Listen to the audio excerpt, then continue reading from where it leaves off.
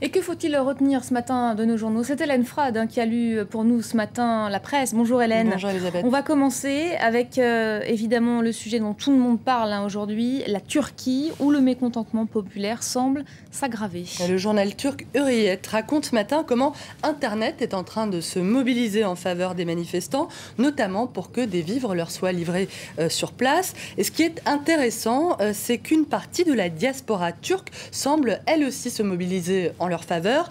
Et si le mouvement n'en était qu'à ses prémices, c'est la thèse qu'on retrouve du côté du Huffington Post, le site américain qui a établi la liste des récriminations de ceux qui manifestent en ce moment même contre Recep Tayyip Erdogan.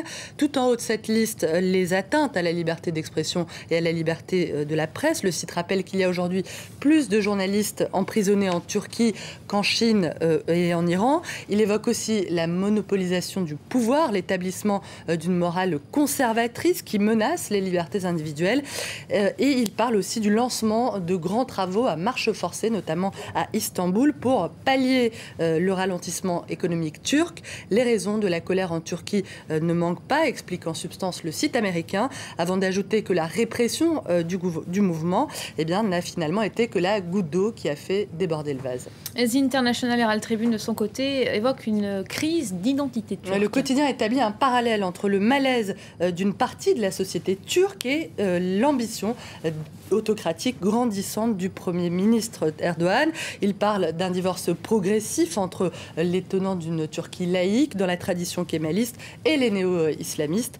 Le journal rappelle aussi la façon dont Erdogan a bouleversé les rapports de force politique en Turquie en imposant notamment le contrôle des militaires par les civils. Une vraie révolution, un séisme silencieux dont le Premier ministre devrait aujourd'hui écouter finalement l'onde de choc. C'est ce qu'écrit ce matin The Guardian en l'invitant à faire son examen de conscience. Recep Tayyip Erdogan doit aujourd'hui parvenir à se dissocier de sa propre légende, mais ce ne sera pas chose aisée pour cet homme fier, voire arrogant, un homme large d'épaules, mais dont la réussite au cours de la décennie qui vient de s'écouler connaît ses limites. Recep Tayyip Erdogan, invité par The Guardian à réagir à ce qui se passe en ce moment dans son pays avec humilité.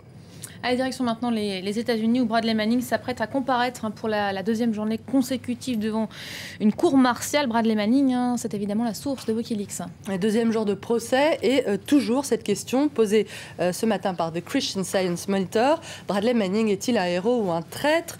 Ceux qui le soutiennent affirment qu'il n'a fait qu'accomplir un devoir moral, le devoir d'informer ses compatriotes et le reste de la planète des méfaits commis par l'armée américaine. Certains d'entre eux ont d'ailleurs choisi de manifester devant la base militaire de Fort Meade dans le Maryland où se tient le procès. Parmi ces manifestants, Thurman, un ancien de l'armée de l'air américaine, dit au Daily Beast: en tant que militaire, j'ai pu voir les choses de l'intérieur. Je me suis rendu compte qu'il ne s'agit pas d'une organisation mise au service de tous, mais d'une entreprise commerciale destinée à servir les intérêts d'une toute petite élite. Ça n'est certainement pas l'heure de gloire de la justice américaine. La presse britannique est décidément toujours aussi virulente à l'égard de ce procès.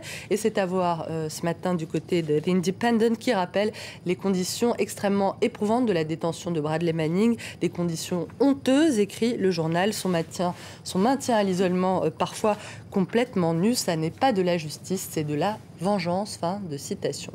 Et on va terminer par un débat un tout petit peu scabreux. Le sexe oral peut-il provoquer le cancer? Débat lancé, me semble-t-il, par un acteur. Un acteur américain, l'acteur Michael Douglas, qui a effectivement affirmé avoir développé ce cancer, un cancer de la gorge, suite à ses pratiques sexuelles. Je vous épargne les détails de l'argumentation scientifique en faveur ou en défaveur de cette thèse, qui sont à lire entre autres parce que décidément les internautes en font des gorges chaudes ce matin sur le site américain Slate.